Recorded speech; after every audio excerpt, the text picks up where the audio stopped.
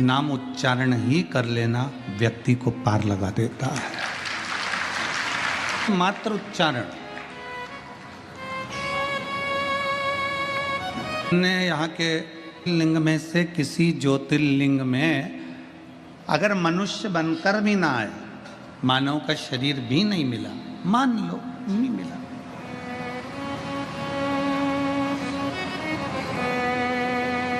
वैसे तो आप जितने काशी में कथा सुन रहे हो, गंगा जी के तट पर कथा सुन रहे हो और शिव महापुराण की कथा को श्रवण कर रहे हो, तो आपका और हमारा ये तो सील ठप्पा लग गया कि अगला जन्म नहीं होने वाला, बाबा के चरणों में जाने वाले हैं, ये फिक्स है। बोल बम का नारा है, सारी समस्या का हल। कोई लेट बनता है, कोई जल्दी बनता है, शिव को जल चढ़ाने वाला एक दिन सेठ जरूर बनता है। तो ये तो निश्चित हो गया कि जन्म नहीं होना, वापिस बार बार बार बार बार बार नहीं आना अपने को, तो अपने और फिर निवेदन है, अगर वैकुंठ जाएंगे तो वापिस आएंगे, नरक जाएंगे तो वापिस आएंगे, और कैलाश चले गए तो फिर आओगे नहीं। यहीं अपना घर है, बाबा की नगरी में अपना निवास है, तो ना कहीं जाना है ना कहीं आना है, यहीं पर सब आए, अपने को नहीं जाना।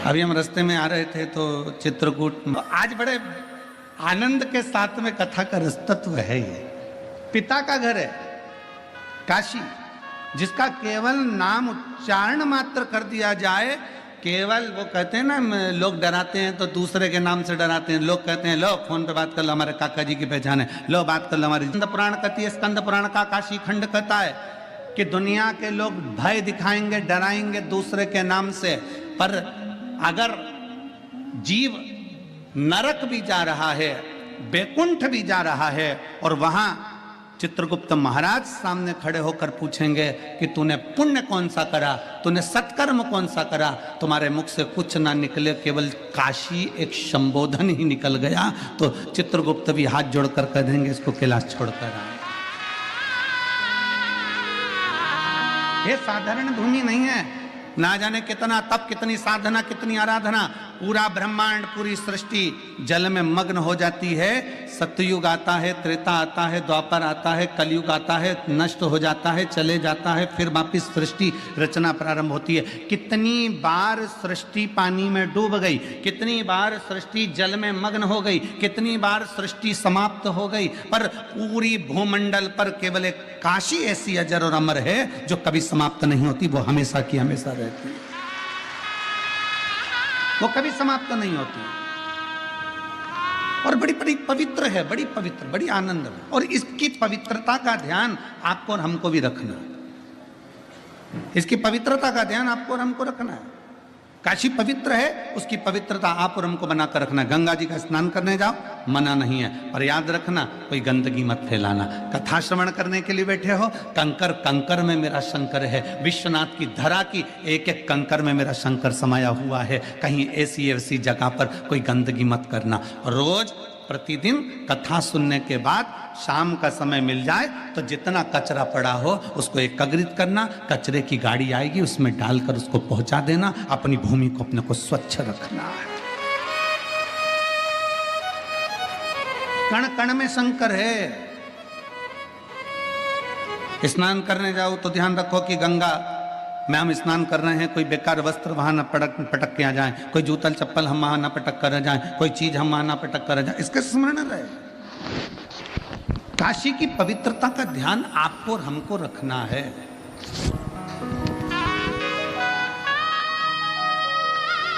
और शंभु शरण मांगू घड़ी रे, दुख कारो दया करी दर्शन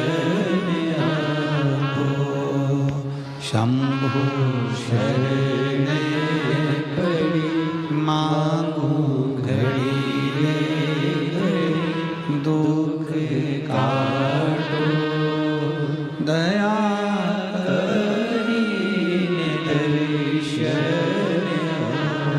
ये पवित्र भूमि का, पवित्रता का भाव का स्मरण हमको रखना। प्रतिदिन कथा छूटने के बाद में आपका नियम होना चाहिए कि मैं इस पवित्र धरा पर, कोई बिस्कुट का पैकेट पड़ा है, कोई छिलका पड़ा है, कोई केले का छिलका पड़ा है, कोई सामान पड़ा है, उसको इकट्ठा कर कर एक जगह रख दीजिए। पवित्रता का ध्यान रखें। हम बहुत कुछ नहीं कर सकते काशी में आकर,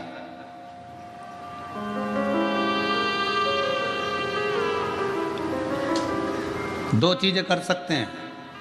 एक, मेरे बाबा का दर्शन, दूसरा काशी में आकर थोड़ी सी सेवा। एक, बाबा का दर्शन करिए और दूसरी सेवा करिए, और जितना बन सकता है सेवा के क्रम को आगे बढ़ाइए। कितनी सुंदर बात है। एक बड़ी सुंदर चरित्र आता है।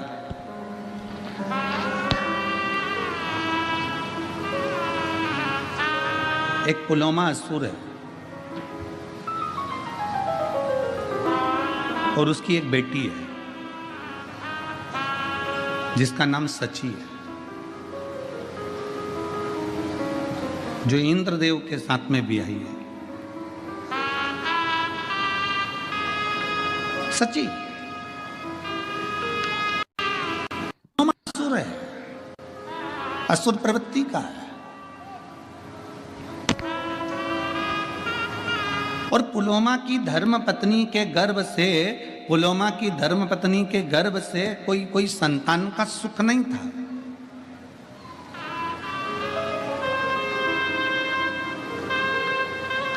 पुलोमा की धर्म पत्नी के गर्भ से कोई संतान नहीं थी, कोई औलाद नहीं थी। असुर है पुलोमा, असुर प्रवृत्ति का है पुलोमा, पर संतान का सुख नहीं था। अब उसको जब संतान की प्राप्ति नहीं हुई, बड़ा क्रोध में आ गया, बड़ा गुस्से में आ गया। करे तो करे क्या? पुलोमा ने विचार कर लिया कि अब देवताओं ने मुझे संतान नहीं दी है, इसलिए मैं सारे देवताओं को परेशान कर दूंगा। मुझे औलाद का सुख नहीं प्राप्त हुआ है तो मैं सारे देवताओं को परेशान कर दूंगा। सारे देवताओं के पीछे पुलोमा पड़ गया, सारे देवताओं के पीछे। बैकुंठ जाए, वहां भगवान नारायण को परेशान करे। ब्रह्मलोक में जाए, ब्रह्मा जी को परेशान करे। इंद्र लोक जाए तो इंद्र को परेशान करे। जहां जहां गरुण वरुण जितने लोक है, सारे लोकों में जाता और सबको परेशान करता, सबको कष्ट देता, सबको कष्ट, सबको परेशान करता, सब परेशान। एक दिन पुलोमा की पत्नी ने पुलोमा से कहा कि एक बात बताओ कि तुम रोज रोज चले जाते हो और हाहाकार मचा हुआ है, सारी दुनिया में तुम्हारा हाहाकार चल रहा है, कहीं तुम सबको परेशान कर रहे हो। अब की बार मैं चाहती हूं कि जब तुम किसी देवता को परेशान करने के लिए जाओ, कष्ट देने के लिए जाओ, तो उस समय मैं आपके साथ चलूंगा।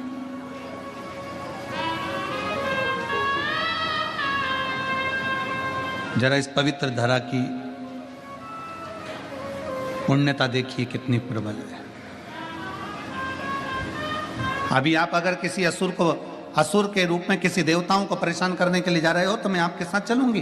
पुलोमा की पत्नी पुलोमा के साथ में लग गई और पुलोमा के साथ में चल दी। पुलोमा जब चलते चलते चलते चलते ब्रह्मांड में भ्रमण करते करते करते करते गंगा जी के पवित्र तट पर, इस पावन धरा पर, काशी की भूमि पर से पुलोमा जब निकल कर जा रहा था तो उसकी धर्म पत्नी भी उसके साथ जा रही थी। आज धर्म पत्नी के मन में यह भाव उत्पन्न हुआ कि मैं अपने पति असुर पुलोमा के साथ जा रही हूं, तो मेरे देवताओं को ये परेशान करने जा रहे हैं और मैं देवताओं का दर्शन करने जा रही हूं, तो क्यों ना अपने चरण की पादुका को छोड़ दो।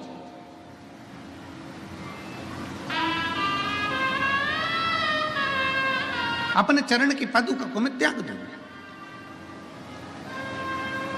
कभी कभी आपके मन में भी ऐसा भाव जागृत होता है जब आप विश्वनाथ जी का दर्शन करने के लिए जाते हैं। कभी कभी आपके मन में भी यह भाव जागृत होता है जब आप गंगा जी का स्नान करने के लिए जाते हैं। कभी कभी आपके मन में भी एक भाव जागृत होता है जब आप काल भैरव का दर्शन करने के लिए जाते हैं। कभी कभी आपके मन में भी भाव उत्पन्न होता है जब भगवान मां अन्नपूर्णा का दर्शन करने के लिए जाते हैं। क्या करते हैं, अरे पास में मंदिर है ना, चप्पल कहाँ ले के जाऊंगी, मंदिर के दरवाजे पर छोड़ूंगी, यहाँ बात छोड़ूंगी, इससे अच्छा ये चप्पल में गाड़ी के अंदर छोड़ के चली जाऊं। बोलो जी हो, ए काशी वाली हो, सही है कि गलत है? कभी कभी अपने मन में विचार आता है कि ना? बोलो रे जी जाओ, सही है कि गलत है? अच्छे जम के तो बोलो, तुम्हारी आवाज से ज्यादा तो जी की आवाज है। ठीक है, अपने मन में भाव आता है कि मंदिर पास में, चप्पल में गाड़ी में छोड़ दो। अब ये तुम्हारी बुद्धि में, तुम इतने वीआईपी रहने वाले, तुम इतने चकाचक रहने वाले, एक मिनट तुम हॉल से भी अगर रसोई घर में जाओ तो बिना चप्पल के नहीं जाओ, तुम अपने वॉशरूम में भी जाओ तो बिना चप्पल के नहीं जाओ। तुम्हारी बुद्धि में ये आया कैसे कि मंदिर सामने है तो चप्पल गाड़ी में छोड़ जाऊं? ये तुम्हारी बुद्धि में, तुम्हारे मन से नहीं आया। जो तुम्हारे माता पिता ने भगवान शंकर को एक लोटा जल चढ़ाया था, उस जल का प्रताप तुम्हारी बुद्धि में आ गया और तुमने चप्पल गाड़ी में छोड़ दी और पैदल नग्न पैर से, नंगे पांव से, चप्पल को त्याग कर, पादुका को त्याग कर, जूते को त्याग कर और बाबा के धाम की ओर चल दिए, भगवान के मंदिर की ओर चल दिए। मंदिर पास में, तुम चाहते तो चप्पल को साथ पहन कर जाते, द्वार पर छोड़ देते, पर तुम्हारी बुद्धि में जो आया वो भगवान शिव की कृपा से आया। पर चप्पल का त्याग करा, नंगे पैर चलकर जा रहे हो, नंगे पैर चलकर जा रहे हो। अब पुलोमा की पत्नी ने विचार करा कि मेरा पति तो असुरों को, असुर प्रवृत्ति का और देवताओं को परेशान करने जा रहा है।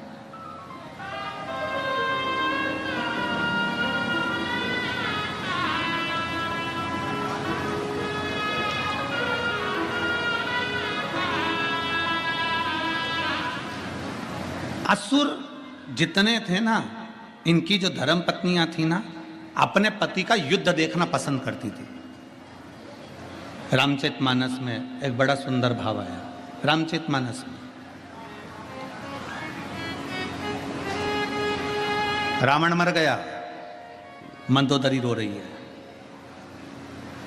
रावण मर गया, मंदोदरी रो रही है, खूब आंसू ढाल ढाल कर रो रही है। तो मेरे राघव जी के मन में आया, मेरे राम जी के मन में आया, जरा पता तो करूं कि मंदोदरी इतना क्यों रो रही है। राम जी तुरंत लखन लाल जी के साथ, हनुमंत लाल जी के साथ में मंदोदरी के पास पहुंच गए। मंदोदरी क्यों रो रही हो? तुम्हारा पति मर गया इसलिए रो रही हो? मंदोदरी बोली नहीं, कर्म की गति है, भोगना तो है।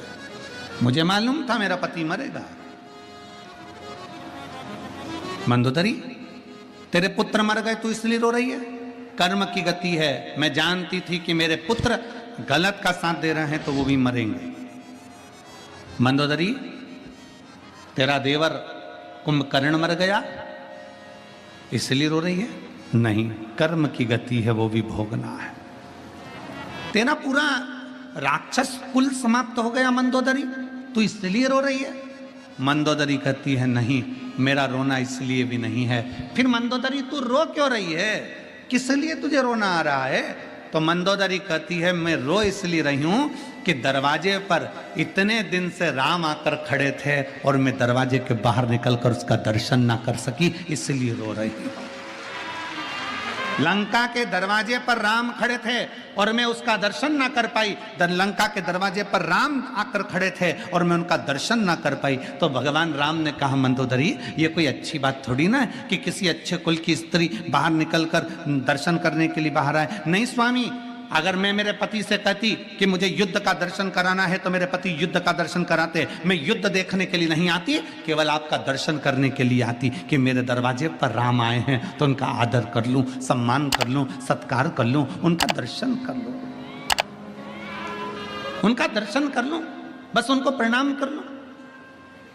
राम जी ने कहा मंदोदरी तुझे युद्ध देखने का इतना शौक है? नहीं, शौक नहीं है, केवल आपके दर्शन का शौक है। ठीक है मंदोदरी,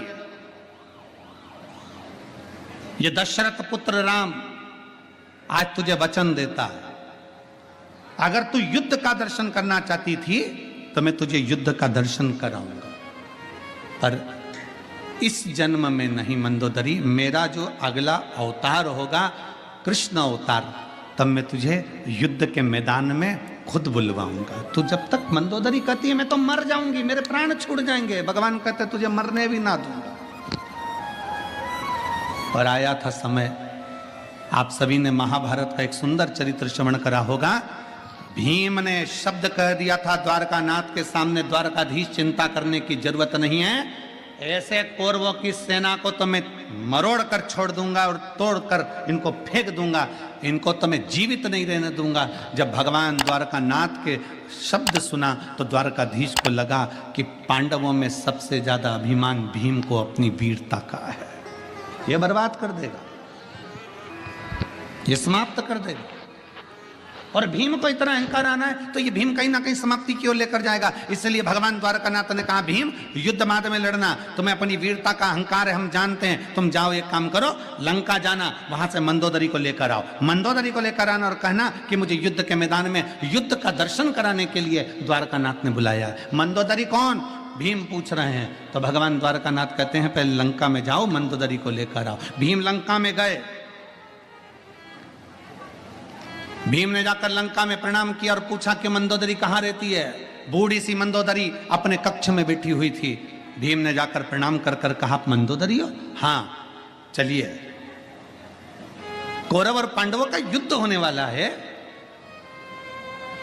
उसका दर्शन करने के लिए द्वारकानाथ ने बुलाया है। मंदोदरी की आंख से आंसू बह गए। द्वारिकाधीश, मेरे राम जी का अवतार हो गया, प्रणाम करती हूं मेरे द्वारकानाथ को। द्वारकानाथ किसका युद्ध है? मेरे द्वारकाधीश युद्ध लड़ रहे हैं। भीम कहते हैं द्वारकानाथ युद्ध नहीं लड़ रहे, मेरे जैसे शूरवीरों का युद्ध है।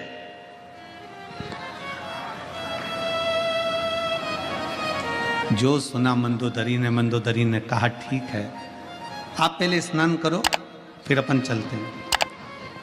भीम स्नान करने के लिए गए, भोजन करने के लिए मंदोदरी ने कहा कि तुम स्नान कर कर आओ, भोजन की तैयारी है, फिर अपन चलते हैं। भीम स्नान करने के लिए लंका के पीछे गए, तालाब में कूदे, कूदने पर भीम को तालाब में से निकलने में 3 दिन लग गए। जो भीम समुद्र की थाप आकर एक क्षण में बाहर आ जाता था, वो भीम को तालाब में से निकलने में 3 दिन लग गए। 3 दिन बाद भीम जब निकलकर मंदोदरी के पास आए, मंदोदरी ने पूछा भीम कहाँ रह गए थे, तुम इतनी देर में आ रहे हो, कहाँ रह गए थे, इतना समय लग गया तुमको? भीम कहते हैं मंदोदरी से मां समझ में नहीं आता, मैं समुद्र में कूदता था, था पाकर 1 सेकंड में बाहर आ जाता था, समुद्र में जाता था तो उसका छोर पाकर 1 सेकंड में आ जाता था, पर आज लंका में ना जाने ऐसा कौन सा तालाब है जिसमें मैं कूदा तो कूदने में मुझे 3 दिन में बाहर निकल कर आया हूं। मंदोदरी ने पूछा गए कहां थे नहाने? भीम कहते हैं लंका के पीछे। मंदोदरी कहती है वो तालाब नहीं था, मेरा देवर कुंभकर्ण मर गया था, उसके सिर की हड्डी पड़ी थी, उसमें पानी भरा गया था, उसमें नहाने में तुझे 3 दिन लग गए। मेरे देवर कुंभकर्ण के सिर की हड्डी में नहाने में तुझे 3 दिन लग गए। भीम, जिस देवर के सिर की हड्डी में स्नान करने में तुझे 3 दिन लग जाते हैं, सोच कि मेरा देवर वीर कितना होगा। और तू कहता है कि तेरे जैसे शूरवीरों का युद्ध देखने जाऊं? मंदोदरी ने हाथ जोड़कर द्वारकाधीश को प्रणाम किया और नमन कर कर अपने प्राणों को त्याग दिया। गई नहीं।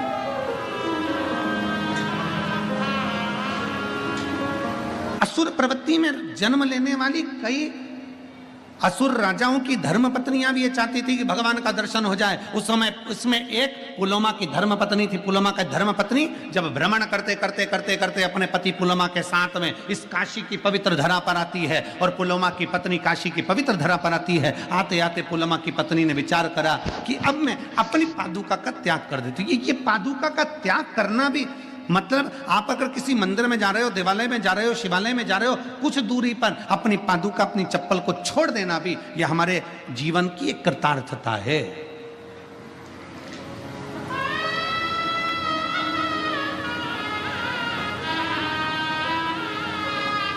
यह हमारा पुण्य कहीं प्रबल हुआ होता है, हमारे पुण्य की प्रबलता है, भगवान के प्रति हमारा प्रेम है।